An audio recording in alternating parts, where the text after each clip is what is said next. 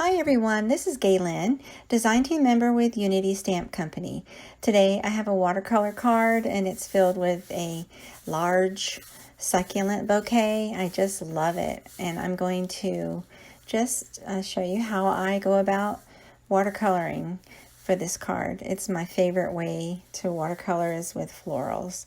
So I have the Unity Stamp Company kit called Succulent, and I have the July 2020 sentiment kit. I'm using the sentiment from that. It's called Aging Gorgeously. And the inside sentiment is from Flutter Away. It's a sentiment that's real pretty. It's from a different kit. So really 3 kits for this card. So I have Altenew watercolor half pans and a watercolor brush. I have my Creative Time rectangle frame dies, and I have from Pink Fresh Studios, the Slim Ornate Banner dies for the inside. And so I'm also using an Altenew palette mat to blend colors, mixing the colors with water and putting them right on that mat.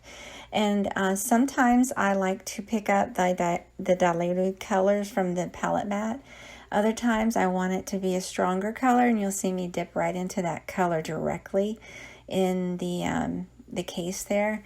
So it just depends on how I like to do it. So for this card, I decided to go ahead and apply darker shades just to some of the inner petals and outer petals, just portions of the petal. I'm adding the darkest blue, sort of a navy blue, and I'm going around in circles just adding those, speeding it up just for the sake of time here.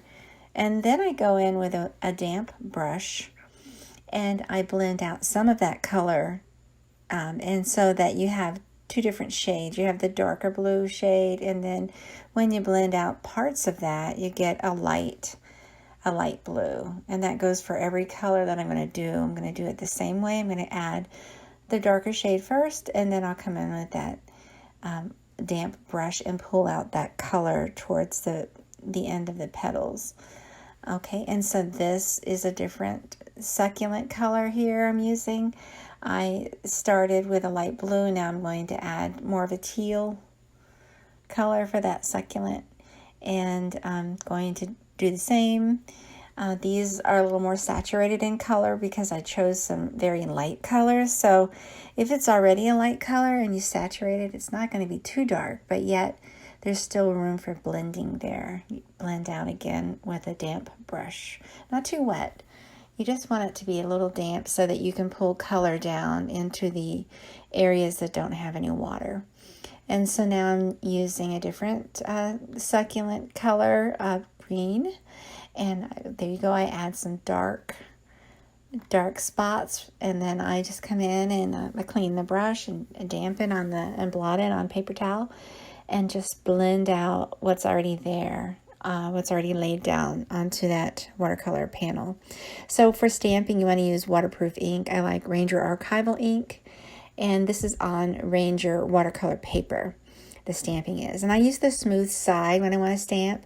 There's 2 sides. There's a rough side of the watercolor paper that has texture, and then there's a smooth side. So for stamping, I like to do the smooth side. And then once it's dried, you can add your watercolor. And so I decided to die cut the sentiment for the inside. It's not photographed, but you see it here in the video. And so I adhered that with clear flat double-sided tape, and on the outside sentiment I used foam tape. And so there you go. It's a real clean and simple watercolor card, and with an inside sentiment. This is going to be for a birthday. Thanks so much for watching. I hope you take a moment to like and subscribe to my YouTube and share, if you will. Have a great day.